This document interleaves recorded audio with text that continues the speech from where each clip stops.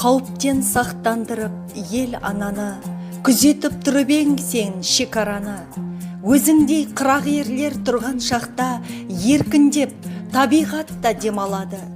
Көтеріп жүрген едің заман жүгін, көңілде болған шығар алаң күнің.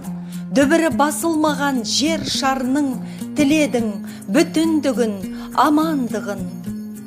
Я, елін жұдырықтай жүрегімен сүйген үздік шекарашы, ерлік үшін медалінің иегері, Әліби Жангелдин атындағы жалпы орта білім беретін мектептің түлегі Ерлан Қонысбайұлы Ниязов Қазақстан Республикасының 15 жылдық шекара күзетінде болмаған ерлік көрсеткен ұлт мақтанышы.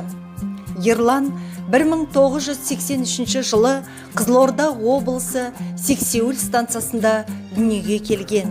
1998 жылы Әліби Жангелдин атындағы мектепті тәмамдап, 2003 жылы Қорғаныс министрлігінің әскери техникалық мектебінде оқуын жалғастырып, жүргізуші механик мамандығын алған.